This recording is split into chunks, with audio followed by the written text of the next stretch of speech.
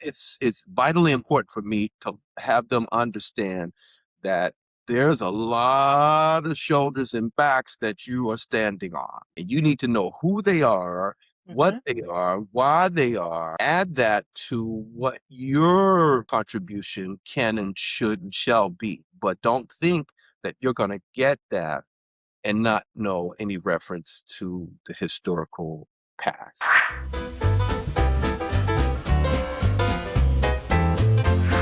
Good evening, everybody, and thank you for tuning in to Right Now with Rhenotha. And tonight, I'm so excited to have with me the one and only Mark, the gross saxophonist. Let me see, alto sax, soprano sax. Okay, just a consummate musician that he is. He is the director of jazz instruction at New Jersey Performing Arts Center, world-renowned jazz musician, Mark the Grove. I don't want to do a virtual applause. Oh, I'm gonna well, do a real applause. thank you for, folks always say thank you for that great introduction. And I do, I really do. Thank you so much. Good to Oh, be you're so welcome. Well deserved. Well deserved. here. I'm just impressed and excited that you are upholding the standard of jazz in 2026. Yeah, In the way that you do. yeah. So let me just get on in your business, okay? Because that's Okay, what I do. okay. Right? Because jazz isn't just about music. It's about history. It's about culture. And you know that language fluently, right? And of Yeah, course, it started with gospel music, yeah, yeah, right? yeah, It yeah. started with gospel music. How did gospel music shape your ear? Yeah, well, I grew up in that. I grew up in Baltimore, and my father was at the time when we were children, he was the deacon. He was all my parents were always in the church. They always had us in the church. We grew up in a Pentecostal church. And later on, my father became the pastor of the church. Now I'm the youngest of seven. So Wow. that meant that and it was a small, in Baltimore, it was a little small storefront church. So we were the band, we were the choir, we were the ushers. I know it all too well. We, I you know it all too know, right, right. So when we got older, we would joke and say, when we get older, we ain't never going back to church, right? Can't keep us out of the church. That really kind of formed everything that I do, well. especially in music, because I think it gave me not only a sense of the connection of the spiritual connection beyond the theoretical things that I, of course, acquired, but understanding what the power of music, the vibration of music can do for people. To people who were disparagingly just trying to get through day to day, but music was something that just uplifted them. So fast forward to where I am now, Yeah. which we'll talk about. I'll give a brief brush of, like, I understand the importance of what my mission is at NJPAC, and we can talk Yeah. about that as we go on through the conversation. But that was the foundation right there, through my parents. Excellent. I mean, your story is unique to you, but it's also it's the story of a lot of Black musicians in Absolutely. R&B, in all genres of music. I mean, let's just call a spade, Yeah, okay? absolutely. I mean, yeah, you Right. can go as far back or as early back as people like, of course, most notably Whitney Houston and so many great, R&B singers, to jazz musicians who equally, were influenced, if not growing up in it. Duke Ellington, John Coltrane, Thelonious Monk, all these, amazing musicians that we know of in that genre have had some connection with gospel music that led them to ultimately doing what they did. And I don't think it was a separation of that. When you Sure. talk about somebody like Duke Ellington, his music resonated through all of that, through the works he wrote and conducted, to convincing the great Mahalia Jackson to do a record with him, who said she would never do She secular would music. never. Yeah. So yeah, so many stories of musicians that have kind of been touched by the music. Right. So gospel was your foundation. Yeah. But in the genre that you're in now, who were some of your mentors, your earliest mentors? My earlier mentors, so again, grew up in Baltimore. I went to the Baltimore Performing School for the Performing Arts, and Oh. I would say my teachers. Again, I had teachers, but what was interesting, Renata, is that when I was younger, I thought I was going to be a classical saxophonist. Really? I was studying all of this French classical music. My teacher went to the Paris Conservatoire and he studied with some of the gurus of classical saxophone. So Mm-hmm. that's what I thought I was going to do. I was still in the jazz band, but it was my brother, my oldest brother, who plays guitar, who would bring us to some of the local older musicians in Baltimore to just kind of, on Saturdays, we would go by there and they would open up the real book and teach us Yeah. songs. And then my brother, youngest in age to me, Vincent, plays trumpet, I would be in my room practicing this classical stuff, and he'd be like, "Man, you better check out some Charlie Parker or some Cannonball or some John Clark." Right. You know, Right. so my earlier influences probably, I mean, not even before I even got to jazz. Gospel wise, Bernard Johnson, he was a great gospel jazz saxophonist. Hmm. Of course, Grover. I loved me some Grover Washington Jr.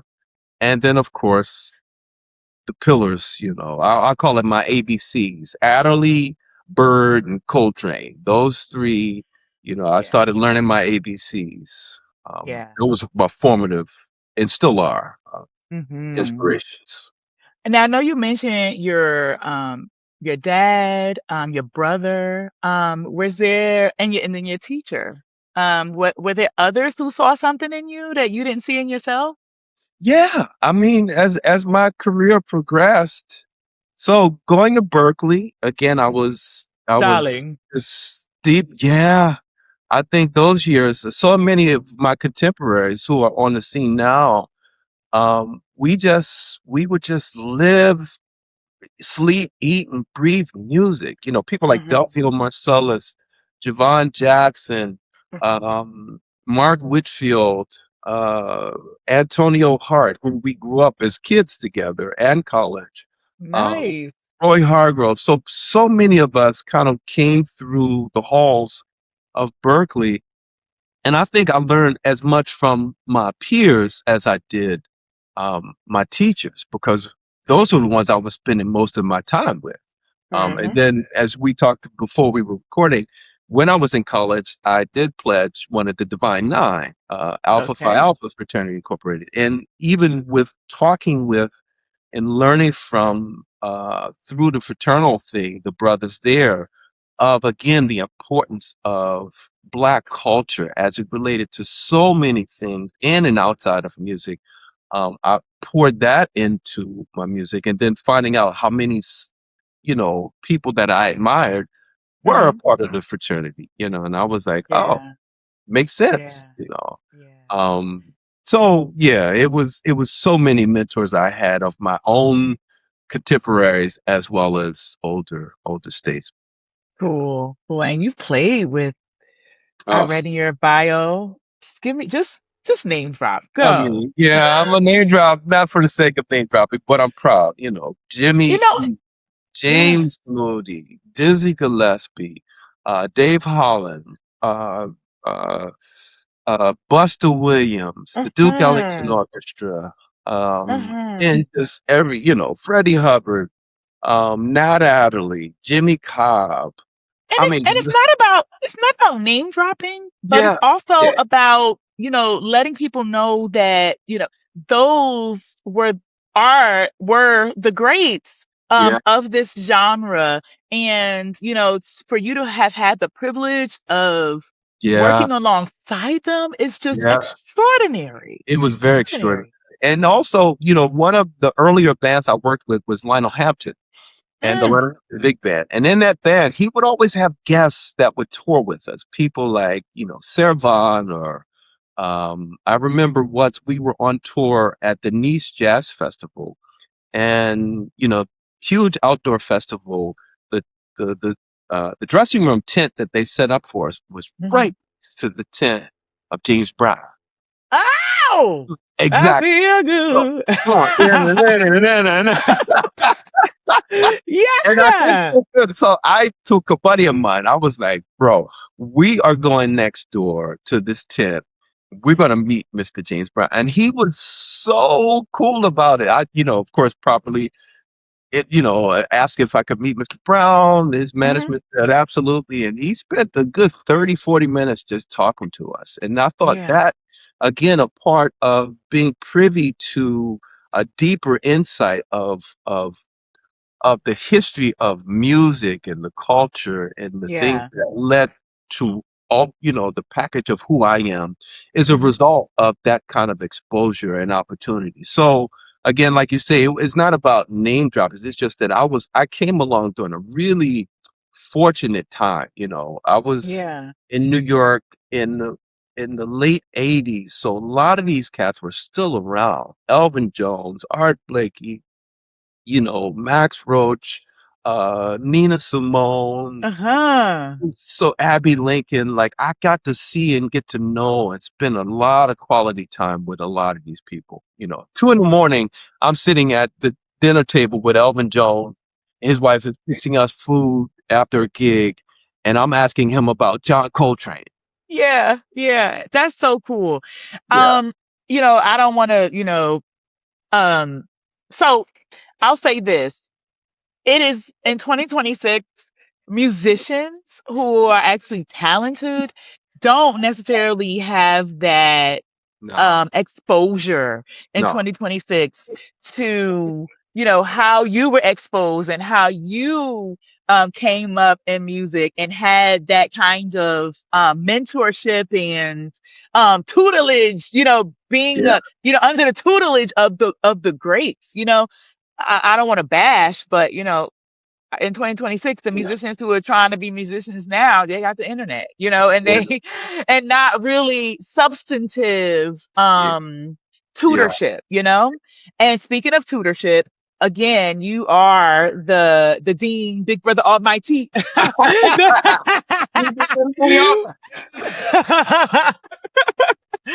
The director of jazz instruction at New Jersey Performing Arts Center. And, Yes. you now are the Yeah. great Yeah. teaching young people Yeah. at New Jersey Performing Arts Center. You want to talk about that?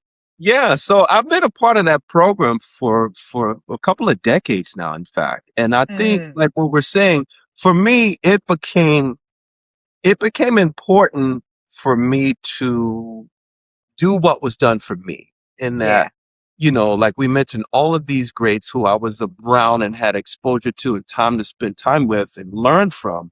I now have to take that same responsibility and teach this next generation. But absolutely. as we know and as we see, my generation was completely different. We would go and seek these cats out, Yes. whatever cost. It's Yes. not the case now. It's almost unfortunate, but the mindset is that, like you're saying, that they're just going to get is whatever they can get from the internet or from their phone and think that that is enough, not to bash any of the young talent now, but to think that's Absolutely. enough. And to think that what they're offering is valid enough or equal to some of the pillars that Right. have come before them.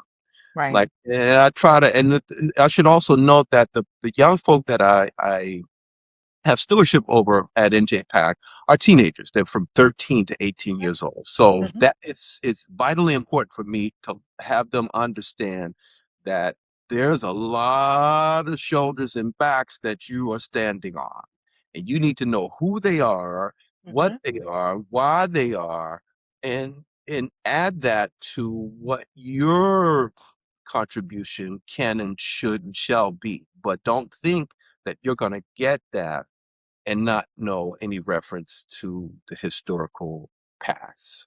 Um, Absolutely. yeah, so at NJPAC, I take pride in being able to be a mentor and give them the necessary tools to get to the next phase of where they're trying to get to. How are you finding young people? So the young people that come through NJPAC, are they young people that says, "Hey, I want to be a jazz musician," or are they students who whose parents are saying you're going to do this? Like, is there a balance? Are they coming to it naturally? Like, what's Yeah, the setup? it's a balance. I think most of them are coming there because they have an interest in music or they have some kind of background in music. But of course, there's the handful who are like, they really want it. So they're taking advantage of every opportunity.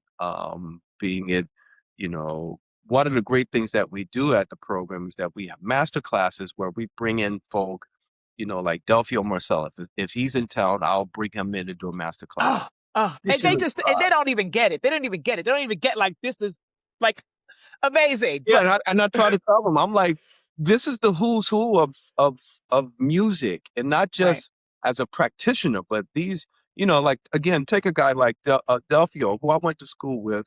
I said he's equally respected as a producer, as in as much as he is as a performer. So he's Right. produced records for his all of his brothers.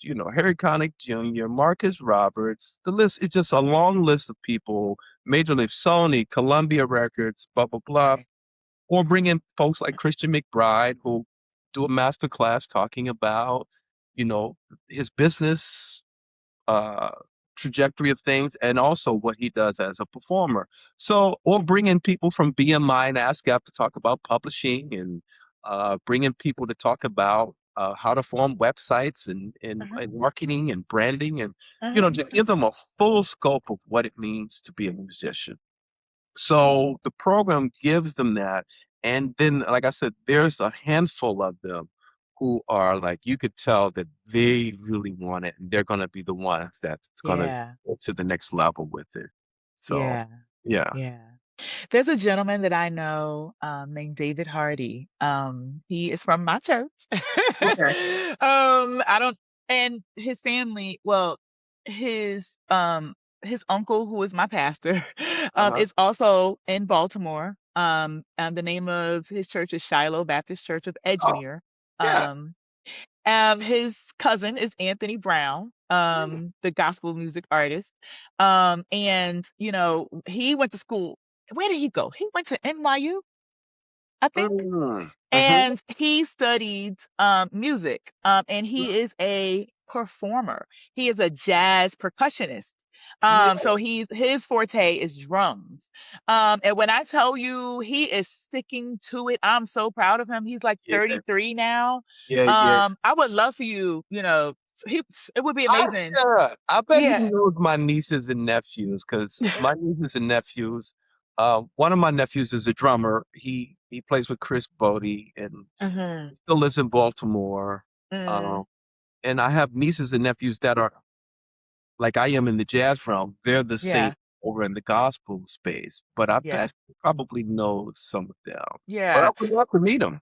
Yeah, I mention him because he is like really sticking with the jazz and making sure young people and folks in his age range are, you know, coming to the concerts. He's yeah, having concerts. He's doing, yeah, the brunches, yeah, and I'm yeah, just so yeah. proud of him. Oh, that's cool. And he would definitely, benefit from, Anthony hearing from Brown. a Okay, Uh, someone like yourself. But okay. he's awesome. So given that, we have um like, oh gosh, what's the Samara Joys, Oh right? yeah, We have the sure. Yeah, Samara yeah, yeah, Joys. We yeah. have the um gosh, what's the young now, so before Samara Joy, Mhm. there was a young lady from Alexis Moraz. Oh, well, Um, you're my vocal teacher in my program. Okay, when I tell you Yeah, just butter, yeah. okay, Oh yeah, oh and yeah, not even 30, yeah, okay?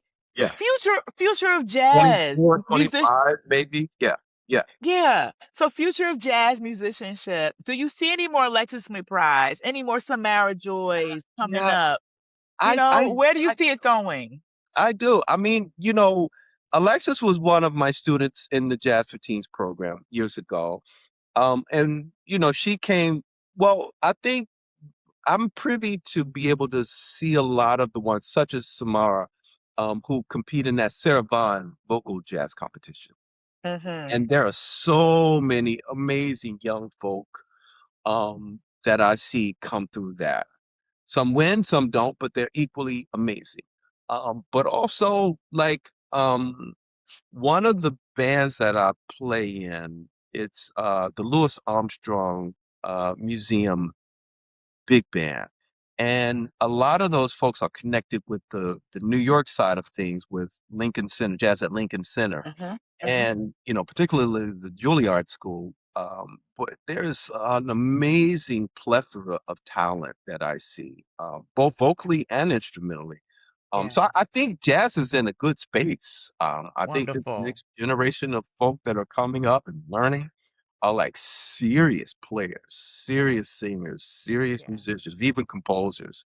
Yeah. Um, things like the Essentially Ellington concert competition that all these amazing young artists compete in, the Mm-hmm. Mingus Big Band competition. And the James Moody, which I will be adjudicating in a couple days.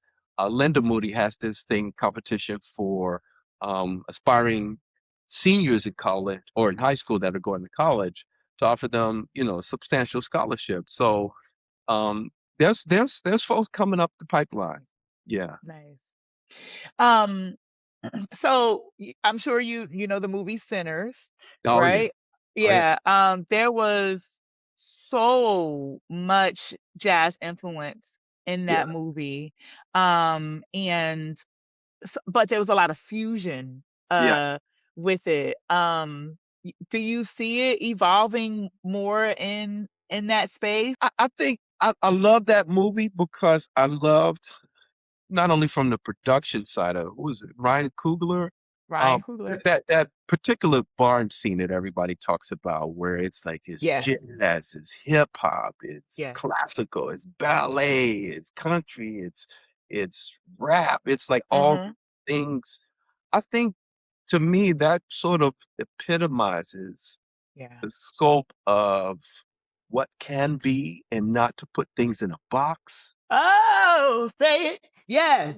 It's like Say it. music is music. And it's like, people like, which I respect and I love, like Kendrick Lamar, Robert Glasper, and even like Stephon Harris, who uses things sort of quote unquote outside the box of this straight ahead jazz thing.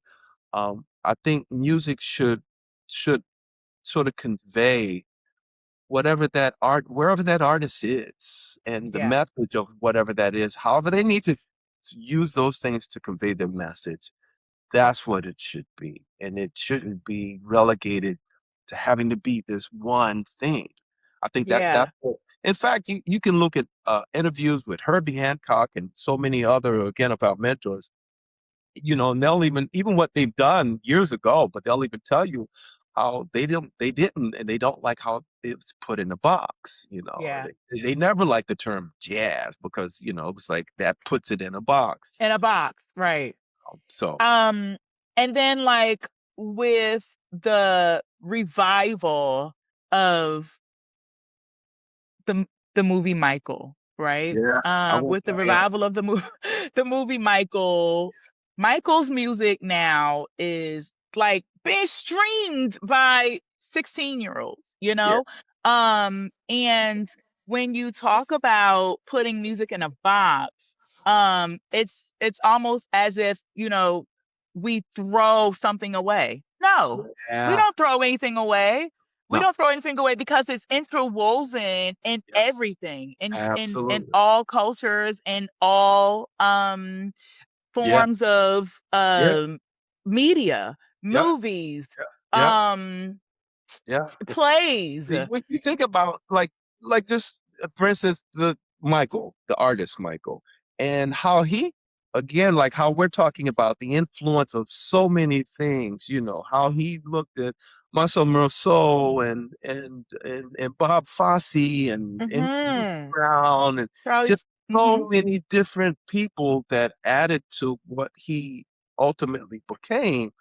you Yep. know, it wasn't just like this one view Yes. of like influential lane that he kind of delved in. And I think that's why even to this day, his music is not only one still relevant, but still fresh and like we can enjoy it, as if Yeah. it was recorded Yeah.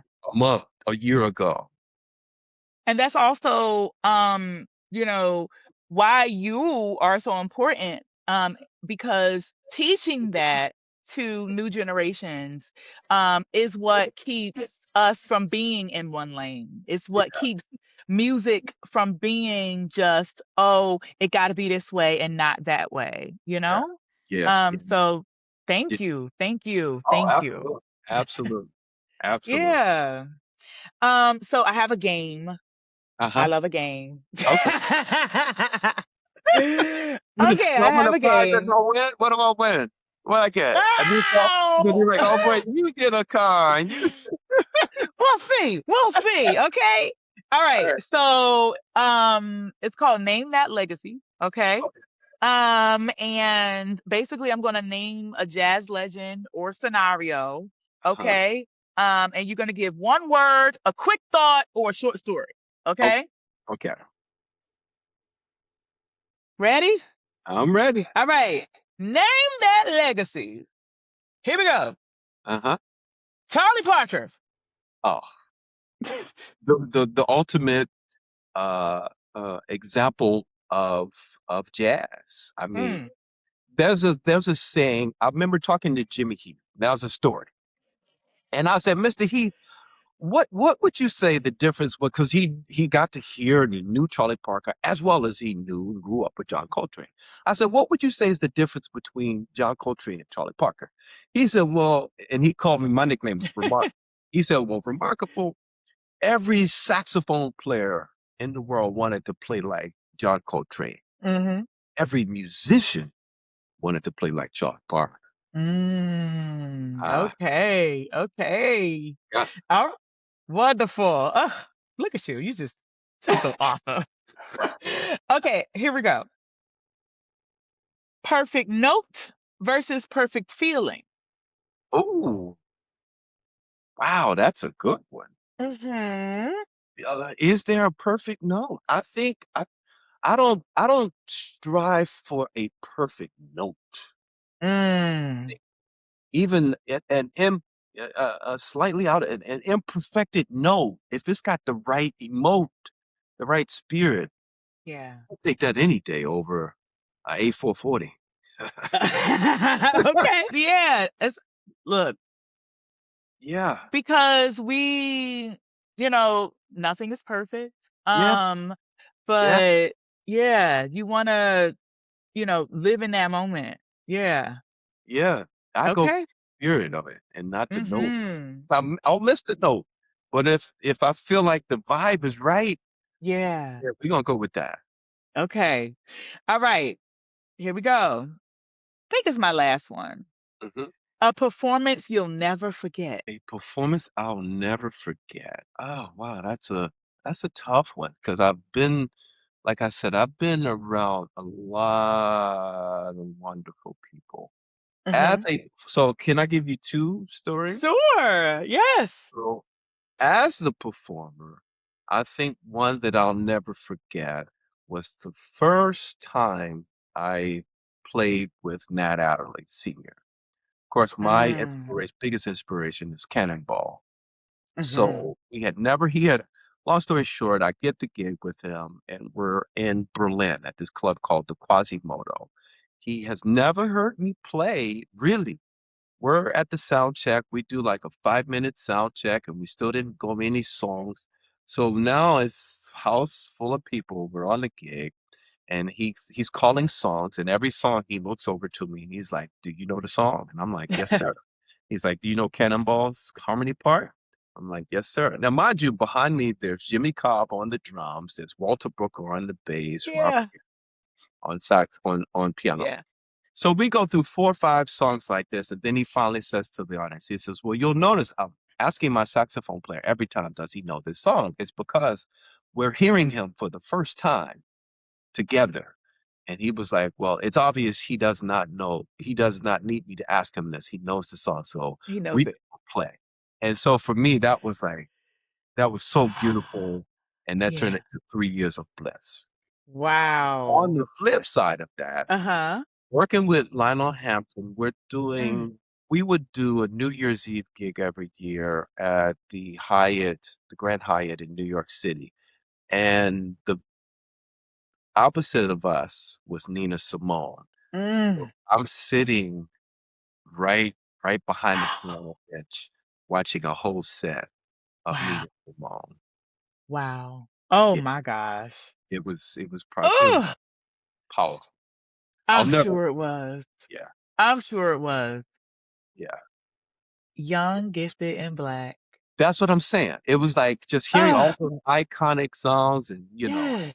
for women, they call me Peaches. Peaches! And I'm going like, oh my. Yes. It was just her, just at the piano. No full Ah, band. Just Nina Simone at the mm. piano and singing. 45 Yeah. minutes. Whew. So of course I have to talk about jazz in Newark. Yeah. Um, jazz in Newark, and you're a part of that legacy. Yeah. Oh, Of course. Yeah. yeah. You want to talk to me about jazz in Newark? Well, Newark is, it's Yeah. kind of like for me, it's always been, as we know, historically an important part of the Mhm. jazz fabric, particularly when you talk about this Northeast region. Everybody thinks New Yeah. York. Absolutely, absolutely. But Newark also had a huge historical place in that evolution of it, with the organ clubs that was, during the 50s and 60s to now. So what's happening now is I feel like there's this revitalization Yeah. of art and culture in Newark. Particularly being at NJPAC, seeing all of the new infrastructure that's going on now. They're building a new arts and education center that's called the Cooperman Center, Yep. with what Wayne Winborn is doing over at Rutgers Newark, at Clement's Place, and of course the whole history about who Clement was, Yeah. to what Stefan Harris is also doing there at Express Newark. Um, I think Newark is now starting to capture the eye, which is why, again, coupled with what I'm trying to do with the the the jazz program, it's capturing the eye of the nation now. You got Lionsgate that's being built there. You got all these things. So I'm trying to get students prepared in a way where they can have opportunities in these spaces, not only just Yeah. as a practitioner, but a composer, lighting design, backstage design, um, uh, being able to play for film and industry, things of that nature. So Newark is taking a strong, strong seat in the next phase of, I believe, what's going to happen in the next 10 years, particularly with these young folk that are learning now. So, Yeah. yeah. A lot of people always say, oh, like you said, New York, New York, New York, but a lot Oh, started in Newark. in Newark. It has. Especially because Sarah Vaughan lived Yeah. Oh, here. yeah. Wayne And Shorter and, you know, uh, it's just so many wonderful musicians, past and present, who, Mhm. and most of them live in that immediate area of New Right. Jersey, Newark or South Orange or West Orange or somewhere. But, it's always been and it still is a vital part of keeping the Absolutely. music thriving. I heard that Amiri Baraka used to have salons at his house all the time, just like Yeah, greats would show up. Were you sure. around during it? No, I was not. I was not. But what's Okay. cool about that? So every Yeah. year with NJPAC, we celebrate the International Jazz Day. Mhm. And last year, I was able to get the mayor to come and do spoken word with my Yeah. students. That was Nice. like Yeah. so killing, so killing. Yeah. Yeah. 'Cause his father, Amiri Baraka, poet Yeah, laureate for the state sure, of New Jersey, a sure, world-renowned poet, sure. right Yeah, here in Newark, New yeah. Jersey, on 11th Street and on the That's right. number blocks. That's right. Right. And that's On the still number block. a poet scene, in Newark. So it's like Yes. all these thriving things are still Yeah. going on, um, Yep. culturally. Yeah. Culturally. And thanks to our mayor. Yeah, thanks to our Oh, of mayor, course. Ray Yep. Baraka, because he's an artist himself. Yep. Yeah. My frat Yeah. brother. That's right. That's right. So again, I will always say if you need a soloist, I can give you a call. right, You good? bro. You got Okay. it? You I ain't ready? scared. Listen, I ain't scared of like Alexis Moran, That's okay? okay. But Okay. okay, I got a good old gospel for you. I Okay. got some good We always use that. You know that. You know that the gospel choir. Yeah. Yes, yes. All right. Thank you so much for being here. I got one more question for you. Okay. When people hear when people hear your music Yes. years from now, what do you want them to feel? I want them to feel the honesty in my music. You know, we talked about the perfect note and all of that stuff. I don't think any of my music is perfect. I think it's honest in that, you know, every so particularly this next recording that I'm gonna put out in November.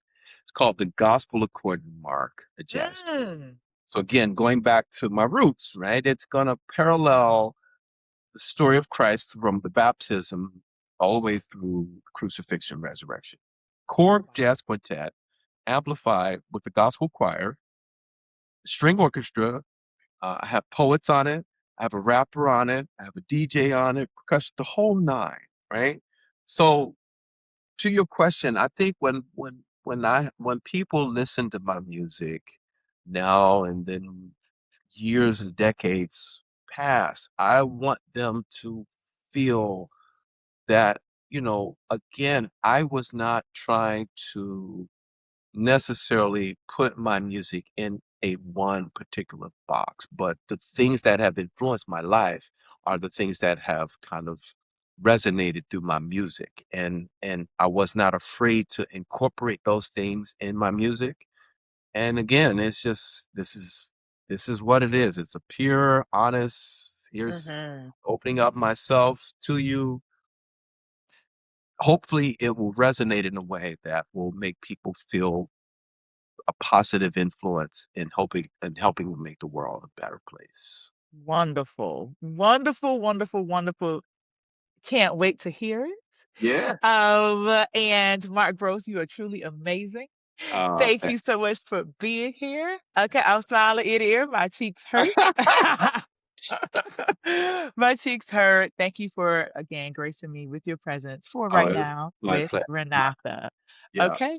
All Thank you. right. So folks, you can make sure you check out Mark's website, markgrossmusic.com, right? Yep. Yep. That's it.